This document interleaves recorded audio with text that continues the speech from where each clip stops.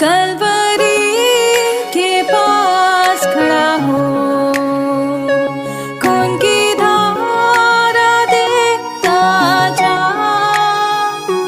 तेरे पापों का यही दाम दिया है मसीह यीशु ने।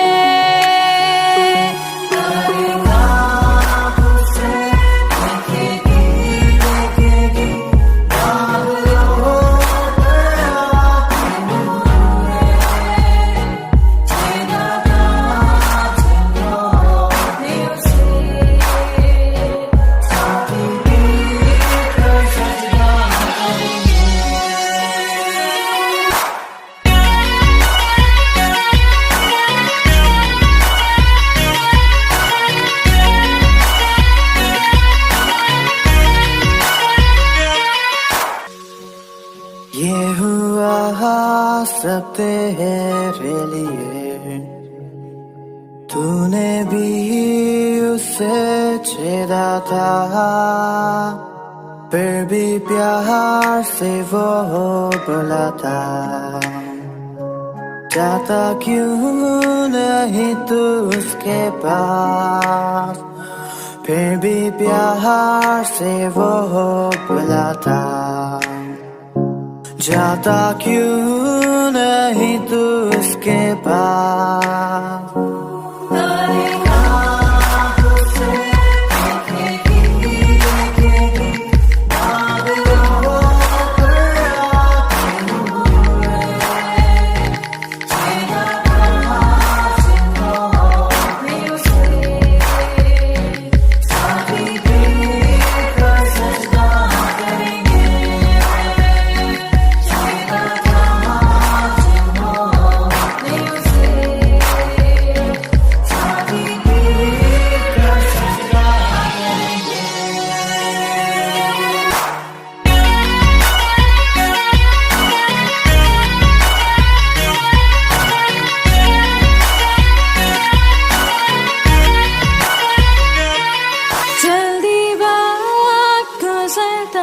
चाहता है, रात अंधेरी आती है, तौबा कर दरवाजा होगा बंद, कुछ ना होगा वे पछताने से,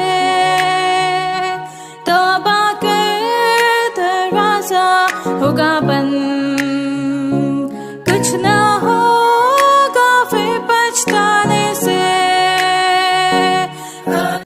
हम प्रभु परमेश्वर को धन्यवाद देते हैं आज की सुंदर सुबह के लिए कि परमेश्वर ने आज की सुंदर सुबह मुझे और आपको दी है कि हम प्रभु के पवित्र चरणों में आकर परमेश्वर की महिमा करें, उसके नाम को धन्य कह सकें।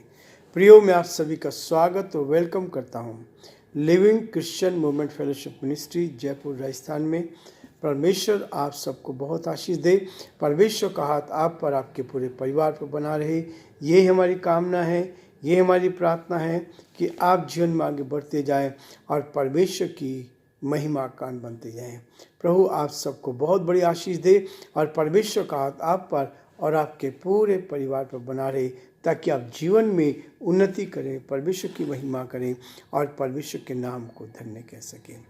प्रियो, परमेश्वर का वचन हमें प्रोत्साहन करता है, आगे बढ़ाता है, ताकि हम नम्र बनकर, दीन बनकर इस परमेश्वर के वचन को सच्चाई के साथ एक दूसरे के सामने रख सकें, सच्चाई के साथ एक दूसरे को बता सकें, सच्चाई के साथ अपने जीवन में लागू कर सकें। क्योंकि परमेश्वर का वचन कहता है, पाप करने वालों को सबके सामने समझा दे, पाप करने वाले को सबके सामने समझा दी, ताकि और लोग भी डरें, ताकि और लोग भी डरें। पहला तीमुथियुस उसका 5 अध्याय और उसके 20 पद में इस बात को कहता है, पाप करने वालों को सबके सामने समझा दे, ताकि और लोग भी डरें। परमेश्वर का वचन कहता है कि हमें जो पाप करते हैं उनको निर्दयता के साथ समझाना है।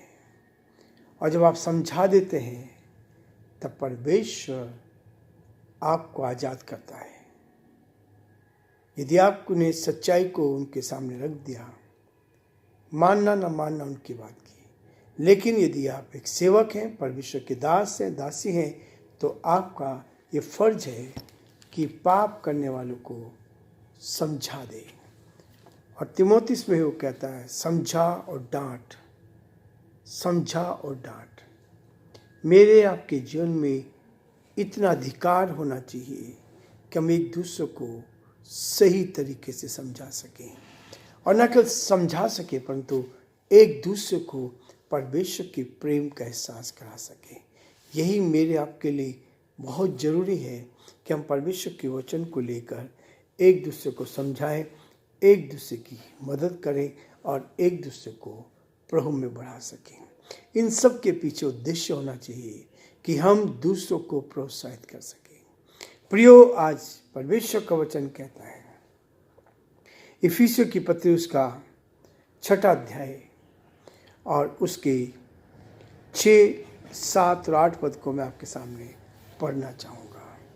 हमने देखा माता पिता और बच्चों का संबंध कैसा होना चाहिए, पति पत्नी का संबंध कैसा होना चाहिए। उसके बाद हम देख रहे हैं स्वामी और दास का कैसा संबंध होना चाहिए। कल हमने देखा था कि दास का संबंध कैसा हो अपने स्वामी के साथ। आज मैं 6 पद से आपके सामने पढ़ूंगा। 6, 7, 8 को लिखा है, मनुष्यों को प्रसन्न करने वालों के समान दिखाने के लिए सेवा न करो, पर मसीह के दास के समान मन से परमेश्वर की इच्छा पर चलो। 7 पद, और उस सेवा को मनुष्यों की नहीं परंतु प्रभु की जानकर सच्चे हृदय से करो। 8 पद, क्योंकि तुम जानते हो कि जो कोई जैसा अच्छा काम करेगा, चाहे दास हो चाहे स्वतंत्र हो, प्रभु से वैसा ही पाएगा, प्रभु से वैसा ही पाएगा। परमेश्वर अपने इस वचन के पढ़े और सुने जाने पर आशीष दे। हम प्रार्थना करेंगे। जीवते और सच्चे विश्वास के योग्य परमेश्वर, आज की सुंदर सुबह के लिए दिल की गहराई से आपको धन्यवाद देते हैं। हमारा हृदय आपके प्रति धन्यवाद से भरा प्रभु, हम यीशु के नाम से प्रार्थना करते हैं, आपके अनुग्रह की दृष्टि हमारे सारे श्रोताओं के साथ बनी रही। हम बड़े आदर के साथ यीशु के नाम से प्रार्थना करते हैं, हर एक की मदद करें, हर एक की सहायता करें, हर एक को अपने हाथों में ले, हर परेशानी से, कठिनाई से, दुख से, मुसीबत से बचाएं, अंधकार की ताकत से बचाएं। यीशु के नाम में सामर्थ है, यीशु के नाम में शक्ति है। आप अपनी उपस्थिति का एहसास दे, अपने प्रेम का एहसास दे, ताकि परमेश्वर सब बातों के द्वारा, हे पिता, आपका नाम ऊंचा किया जाए और जो आपकी योजना है उसको हम आपके नाम में पूरा कर सके। धन्यवाद हो, धन्यवाद हो, धन्यवाद हो कि आपने संभाला, आपने हमारी मदद की, आपने हमारी सहायता की, आपका दया का हाथ हमारे साथ बना रहा। हम इसके लिए दिल की गहराई से आपको धन्यवाद देते हैं और प्रार्थना विनती करते हैं प्रभु, हमारे देश पर आपके अनुग्रह की दृष्टि चाहते हैं, हमारे प्रदेश पर आपके अनुग्रह की दृष्टि चाहते हैं। आप प्रभु जी हमारे प्रदेश को आगे बढ़ाएं ताकि प्रदेश आगे बढ़ता जाए, अंधकार की ताकत दूर की जाए, शैतान की चालत दूर की जाए और केवल आपके नाम को महिमा मिले। हम बड़े आदर के साथ, दीनता, नम्रता के साथ प्रभु जी हम अपने आप को आपके हाथ में सौंपते हैं। इस प्रार्थना को अपने प्रभु, अपने उद्धारकर्ता यीशु मसीह के नाम से मांगते हैं, आमीन। प्रियो, परमेश्वर का वचन मुझे और आपको हर दिन प्रोत्साहन देता है ताकि हम आगे बढ़कर परमेश्वर की महिमा करते चले जाएं। जैसा लिखा है, हमने इस बात को देखा है कि परमेश्वर मेरे और आपके जीवन में इस बात को कहता है कि पाप करने वालों को समझा दे, सबके सामने समझा दे ताकि दूसरे लोग भी डरें। आज हमारे अंदर में डर नहीं है, भय नहीं है, इसलिए हम पाप करते जाते हैं। यदि पाप करने से पहले में डर लगता है तो हम पाप से बच जाएंगे। हम पाप से बच जाएंगे। लेकिन प्रियो, हम बहुत बार पाप करते जाते हैं, लेकिन पाप का डर, भय हमारे अंदर नहीं है। और इसलिए परमेश्वर का वचन कहता है कि हम मनुष्यों को प्रसन्न करने वाले के समान दिखाने के लिए सेवा ना करें, पर मसीह के दासों के समान मन से परमेश्वर की इच्छा पर चलो। इच्छा किसकी होनी चाहिए? परमेश्वर की। किसकी इच्छा के अनुसार चलना चाहिए? परमेश्वर की इच्छा के अनुसार। और कैसे चलना चाहिए? हमें प्रभु के वचन के अनुसार चलना चाहिए। 7 पद में कहता है, और उस सेवा को मनुष्यों की नहीं परंतु प्रभु की जानकर।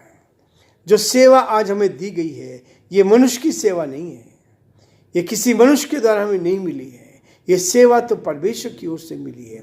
और जब परमेश्वर की ओर से मिली है तो इस सेवकाई को अपनी नहीं, मनुष्यों की नहीं, परंतु परमेश्वर की सेवकाई जानकर उसे करना चाहिए।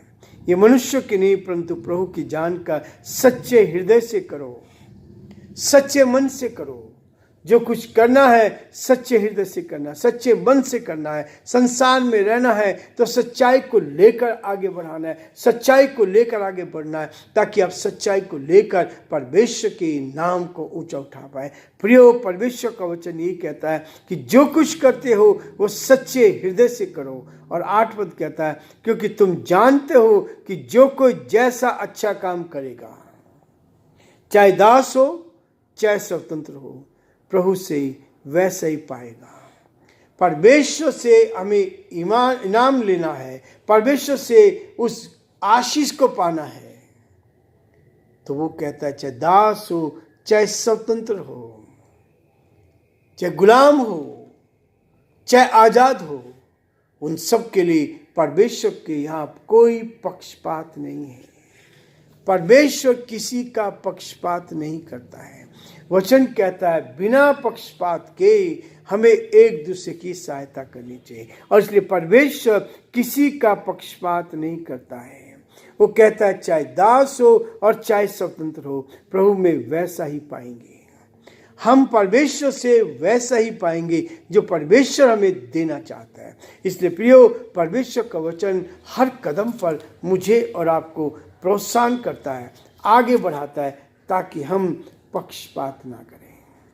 हम परमेश्वर के साथ पक्षपात करने वाले ना बने।